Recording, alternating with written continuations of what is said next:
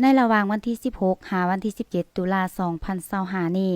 นักข่าว6แขวงคือแขวงคำมวนสวรรณเขตสารวันเซกองอัตตปือและแขวงจำปาสักได้เดินทางไปทัศนศึกษาเก็บกรรมข้อมูลแหล่งท่องเที่ยว2แห่งของแขวงจำปาสักคือแหล่งท่องเที่ยวน้ำตกตาดเยืองและสวนมนตาแคมปิงเมืองปากซองนักข่าวที่เข้าร่วมในการทัศนะครั้งนี้แม่นสืบเนื่องจากการเข้าร่วมโครงการแกมซิลที่ได้สำเร็จการฝึกอบรมในเดือนเมษายน2025ผ่านมา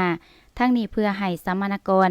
ที่ผ่านการฝึกอบรมได้เพิ่มทักษะและความสามารถเขียนข่าวเกี่ยวกับการปรับตัวเข้าใส่การเปลี่ยนแปลงสภาพดินฟ้าอากาศหรือข่าวปัญหาสีเขียวที่ถูกต้องชัดเจนขึ้นกว่าเก่าพร้อมนั้นยังได้เป็นการเก็บกำข้อมูลเพื่อมาเขียนข่าวเขียนบทเข้าประกวดแข่งขันเขียนข่าวเขียนบทที่มีเนื้อในสอดห้อยส่องแสงลงลึกปลูกจิตสำนึกให้ทุกคนสนใจปัญหาสีเขียวและความเสมอภาพทางเพศก็คือยกสูงบทบาทยิ่งใส่ให้สูงขึ้นตื่มอีกในการทัศนะทั้ง2สถานที่นี้ได้มีการเคลื่อนไหวหลายกิจกรรมเฮ็ดให้มีสีสันมีบรรยากาศสร้างความสามัคคีหักแพงเพื่ออุดมการณ์เดียวกันท่านนางบัวคำดวงปัญญาหัวหน้าโครงการแกมซิลให้ฮู้ถึงจุดประสงค์หลักๆของการทัศนาศึกษาครั้งนี้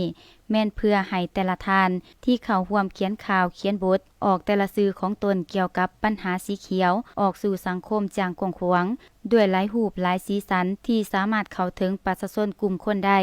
ด้วยการนำใส่ปัญญาประดิษฐ์หรือ AI เป็นเครื่องมือในการเขียนข่าวเขียนบทพร้อมนั้นยังเป็นการเก็บกรรมข้อมูล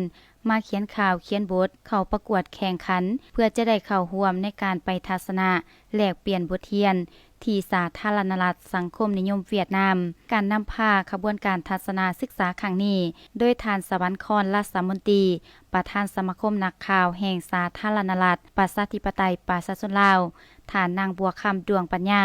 หัวหน้าโครงการแกมซิลพร้อมคณะมีผู้อำนวยความสะดวกในการเคลื่อนไหวแต่ละกิจกรรมที่มาจากนครหลวงเวียงจันทน์และแขวงหลวงพะบางเข้าร่วม